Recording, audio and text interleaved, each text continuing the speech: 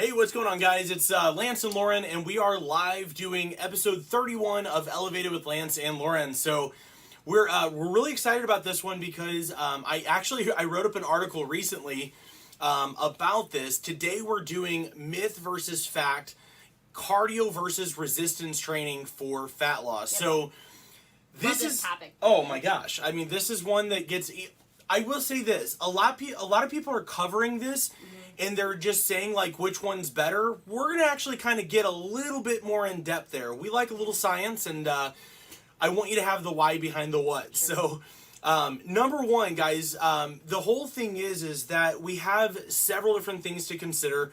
We're gonna go over a couple of those things, but the real question is that a lot of people will ask us.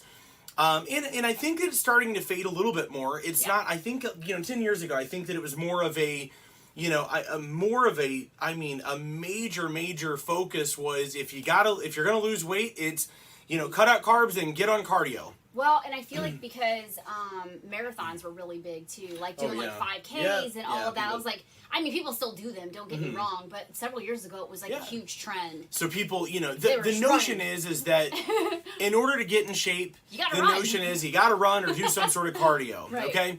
So we're gonna dive into that today because the fact is that cardio has a place. Yep. I do cardio 6 days a week. Yeah, but I do it for a couple different reasons. It's not really for the same reasons that you think. So guys, the very first thing that you got to consider here when we're talking about the science, the nucleus of all of this is what actually causes this to work. So there is a process that's known as EPOC, which is, and I will try and get this all right because it's multiple words. I want to say it slowly so you get it. But this here is excess post-exercise oxygen consumption. What that simply means is the amount of oxygen that you're still consuming after your workout to try and get your body back to normal, to homeostasis. So your body requires what's known as ATP, which is adenosine triphosphate. Just a fancy word for energy, okay? And this energy is essentially created and stored within your anaerobic system or your aerobic system, etc. Now, I'm not going to get into that stuff. That's the boring stuff. The cool part is that when we are trying to make new energy, this process is going to burn or expend more calories. Yeah. So the process of uptaking oxygen during a workout, because the bottom line is we need oxygen and ATP for our workouts. The process that we're consuming that oxygen and we're making new oxygen for replenishing, that is known as EPOC, which is after the workout where you're still burning or still consuming more oxygen. So here's the way that this is. We know that if I need oxygen throughout my workout, it's going to cause me to consume or burn calories. Or expend or burn calories. But the cool thing is that if I use the anaerobic system, we know that the aerobic system, you've probably heard of aerobics. The aerobic system is more going to be your cardiovascular system, whereas the anaerobic system is the one that is, which means without oxygen, it's your muscular system. The cool thing is when we start applying the muscles during a workout, now we are utilizing the aerobic system and the anaerobic system. What does that mean for you? It means that you're going to require more oxygen in that workout, and you're going to require more oxygen after the workout to get back to normal. What does that mean to all of us? Well, requiring more oxygen costs our bodies more calories. So what that means is the more oxygen I consume during a workout, I burn more calories. If I can do a workout that causes me to burn calories or to consume oxygen after the workout, I'm burning fat even after my workout is done. Now here's the caveat. Doing cardiovascular has a very, very low EPOC. Remember, that's the excess of oxygen consumption that happens after your workout. Because cardiovascular is when we're talking about steady state cardio, just running, doing a distance run, doing a bike, anything like that, it only requires our aerobic system generally. And in fact, the first 8 minutes of doing our cardio, we're actually using the stored ATP. So we're not even utilizing our oxygen. We're not causing our anaerobic system to even be involved. So the point is that cardio, steady state cardio, not only do you potentially not activate your metabolism as much, but you're not going to be activating the muscles that lead to greater lean body mass. So simply put, here's the spoiler: cardio versus resistance is not accurate. Resistance training is far superior. I just proved it right here with EPOC.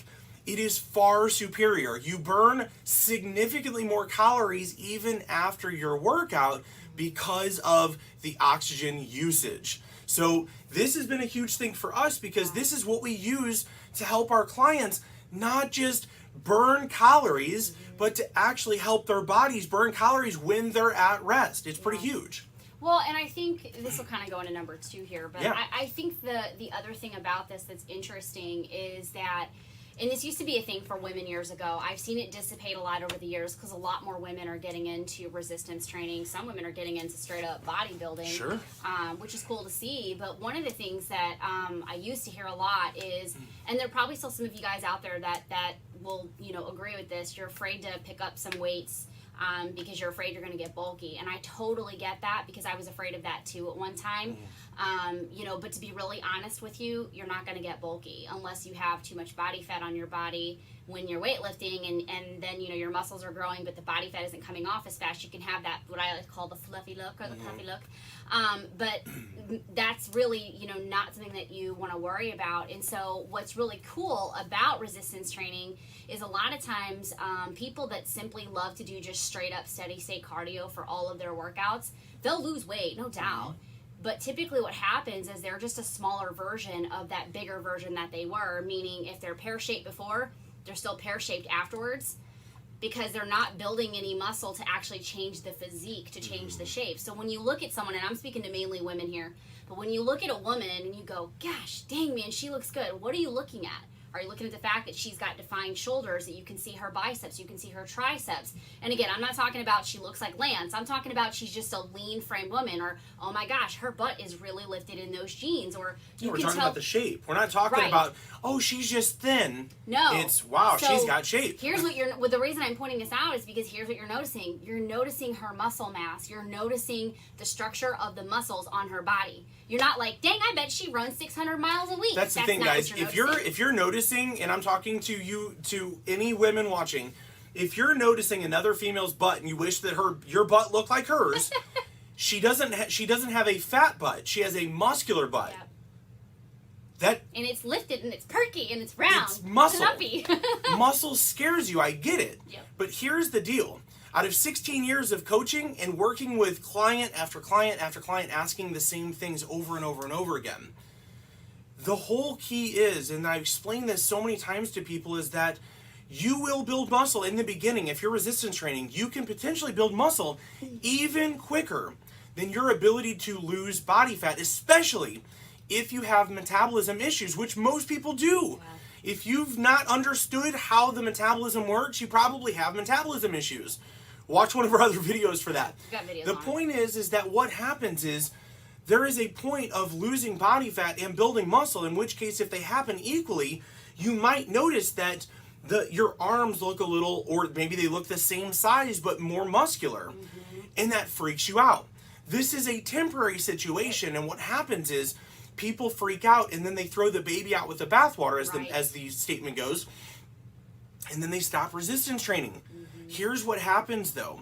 When you continue to resistance train, number one, you're using this EPOC thing that we're talking about that causes you to not only burn more calories during your workouts, but also causes your body to speed up its metabolism when you are not working out. Did you hear that? That means that after your workout for up to 20 to 30 hours, you're going to be burning fat at a faster rate. So when you guys are going, wait a second, how are Lance and Lauren allowing their clients to eat this food and not work out like crazy all the time and this, that, and the other? Seems too good to be true. No, it's called science. We understand the mathematics of energy balance for nutrition. We understand things like EPOC and understanding the metabolism on exercise expenditure. And this is why it works. So you can do the same things that everybody else does. And you can tell me on how the insulin of this caused this to happen and why, this diet is better. Or you can actually learn the actual laws that put all of this into motion to begin with. Yeah. And that's the key. So the point is, if you're worried about getting bulky, or if you're worried about not burning as much or wasting time, focus on the science. And the science will prove that unless you have testosterone as a female in your system, meaning not the normal testosterone that's within your natural body, you have that. But if you're utilizing extracurricular testosterone, yes, you could start looking puffy or masculine. But if you're not doing that, then those fears that you have are absolutely not going to be relevant. It's not a reality, simply put. So the reason we go into this is because I implore you to start incorporating some variation of resistance training within your regimen to lose body fat if you want it to be permanent. So the last thing too, I wanted just because in the beginning I remember. Oh, it's a great story. Yeah, I was gonna say if you'll share this too, because this is where this is anecdotal, but this is anecdotal to go along with the science that we just shared. Yeah. So I have my own weight loss journey, and I've talked about it several times on these videos that we do and the podcasts and stuff. But when I first started out, I'm very stubborn for anyone who doesn't know. And even though, I don't like that food. I don't want to try that food. I don't want to. This is the greatest food ever. I just recently tried toasted raviolis, learned I like them. Anyway, so so Lance has all this knowledge in this beautiful brain of his, and I did not want to ask for help. I just wanted to do it on my own, to be honest. And for someone who is just yo-yo dieted her whole life, I was about 35 pounds overweight at this time in my life, and so. At what height, for those who don't know? I'm 4'11", so I don't. So 35 pounds at 4'11" for somebody who's 5'4", the average height 5'4", 5'3", it would be about being about 50 to 53 pounds overweight. Mm-hmm. Just give or take. And again, is that mathematically? No, that's not to scale. That's just an estimate, just for you to just kind of process, like, ooh. So you're thinking. I was very out of shape. Very out of shape. My body fat was about 35% at that time. I still have all of my original numbers, and it's crazy to see pictures because people don't even believe it's me when I show them. But anyway, that's beside the point. When I first started, I decided that I just didn't want to lift any weights. That whole process, I just was like, I don't want to do that. Now here's the funny thing. I don't really like running. I don't like any of those things. So I just thought I would cardio my way to a better body. That's the dumbest thing I could have ever done, because the problem is that I did that for a little bit of time. Really wasn't doing much for me. I was, losing some, but my shape wasn't changing. And all of a sudden, Lance and I had a conversation one day, and he's like, listen, would you just listen? Would you just listen? And so finally I incorporated resistance training, and all of a sudden my results just went just through the wall of the window, and people were like unbelievably amazed at how fast my body was changing. The cardio went down, the resistance training went up, and I was so much happier because I was actually, again, seeing shape. It is the coolest thing as a woman when someone looks at you and goes, "Oh, I want your arms," and that's the stuff that started happening. It was just amazing. And the thing of it is, guys, in just a second, I want you to tell about the greatest feeling ever, which is when people come up and ask you if you're preparing. Which I'll have you talk about. Okay. But guys, keep in mind also too that she started off on cardio. I finally convinced her, which I did not do as brashly as she said. I don't actually raise my voice or I don't do that. In fact, she's usually like, "What? I can't hear you." Yeah, actually, it's like, "What?" Anyway, nevertheless, though, the point here is that there were points in time. This is for clients watching who are maybe new in our program. There were points in time that she was watching several other women who were running, and they were shrinking.